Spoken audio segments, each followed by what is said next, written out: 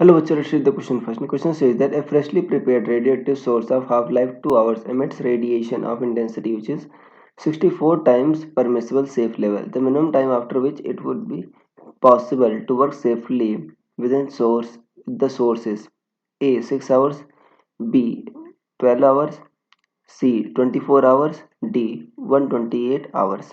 So students सबसे पहले आपको समझना होगा कि की कंसेप्ट क्या यूज हो रहा है इस केस में. सो की concept is activity of radioactive sample. Activity of radioactive sample.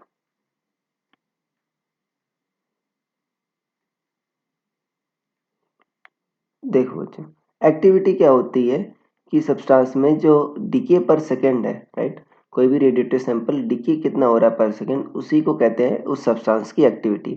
अब देखो एक्टिविटी का जो फॉर्मूला होता है बच्चों गवर्न करने का होता है R equal to R not 1/2 की पावर एन.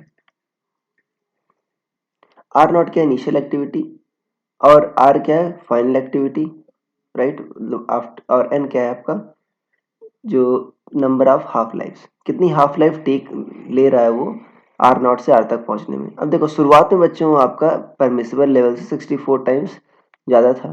कह रहा है कब आपका परमिसिबल हो जाएगा, मतलब जैसे ही वो बच्चों मान लो शुरुआत में आर नॉट था, जैसे ही वो उसका शुरुआत का 1/64 हो जाए तो ऊपर सेफ हो जाएगा परमिसिबल लेवल पर, राइट, सेफ हो जाएगा वर्क करने के लिए. तो आर क्या होगा बच्चों, मान लो एन हाफ लाइफ बाद आर नॉट बाई 64 हो गया. सो आर नॉट 1/2 की पावर एन, ये हो गया. आर नॉट कट गया, सो 1/64 क्या आ गया आपका 1/2 की पावर एन. 1/64 क्या है 1/2 की पावर 6 है.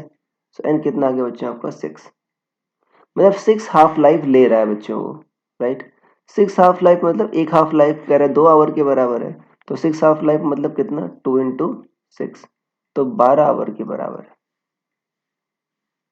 12 आवर के बराबर.